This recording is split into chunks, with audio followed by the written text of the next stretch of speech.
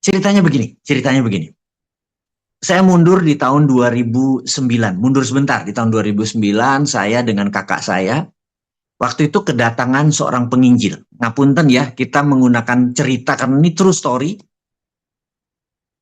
Kampung kami di daerah Colo di Kudus, kami lagi duduk berdua ngadep Gunung Muria gitu ya.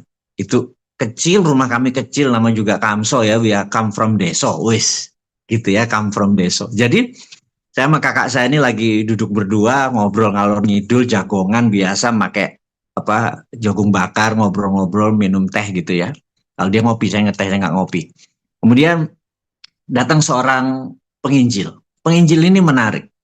Dia berbicara bahwa nanti Nabi Isa akan turun karena dia ngomongnya Yesus gitu ya. Nanti Yesus akan turun kembali ke bumi. Itu ada nubuah. Nubuah adalah sesuatu yang diprediksi akan terjadi di masa akan datang. Dan ini prediksi itu mengatakan ada nubuah yang mengatakan nanti Yesus akan turun ke bumi atau Nabi Isa akan turun ke bumi dan nanti ada kerajaan Tuhan 1000 tahun. Kerajaan Tuhan 1000 tahun itu kita semua akan damai, akan peace, akan jaya gitu, kemanusiaan akan jaya kembali gitu kira-kira. Nah, udah dia pergi pulang ya udah kita ngobrol-ngobrol cuma sebentar kok dia.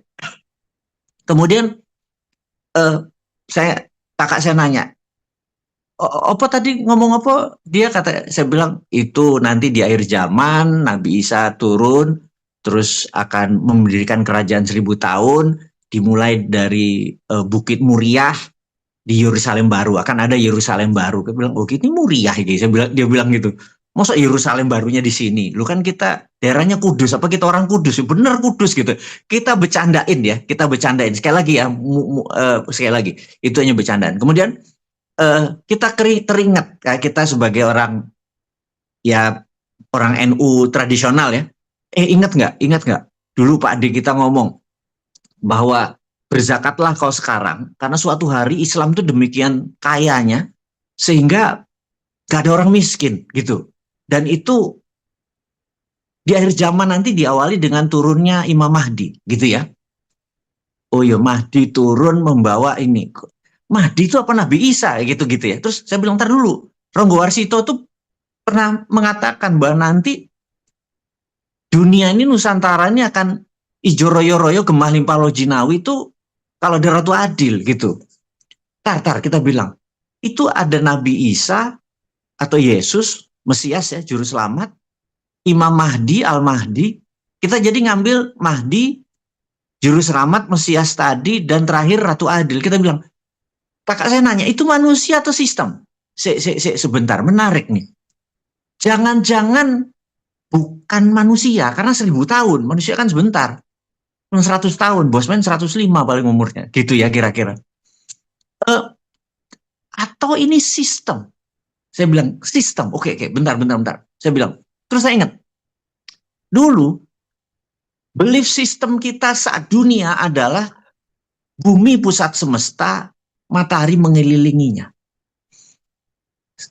Yang terjadi adalah ilmu fisika itu tidak tepat menentukan ilmu fisika yang terus akan menjadi teknologi atau sains atau ilmu pasti. Tetapi setelah Kopernikus, Galileo Galilei menyatakan bahwa matahari pusat semesta, bumi mengelilingi matahari, maka T sama dengan jarak bumi mengelilingi matahari, T0-nya aja. Akhirnya sains menemukan sebuah gupolo apa titik tengah yang T0 adalah satu putaran bumi mengelilingi matahari dan begitu itu ilmu tepat, maka Anda semua tahu abad 15 itu adalah mulailah tumbuh sains atau teknologi itu dengan cepat ada revolusi industri 1, 2, kemudian terciptanya gasolin, kemudian dan lain sebagainya sampai sekarang IT. Itu karena kita sudah menemukan T0-nya adalah jarak bumi mengelilingi matahari gitu ya.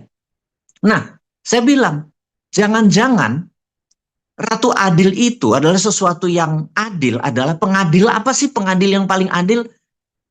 Kalau sains sudah menemukan, maka ekonomi belum menemukan. Coba bayangkan kalau emas dipakai sebagai pengadil.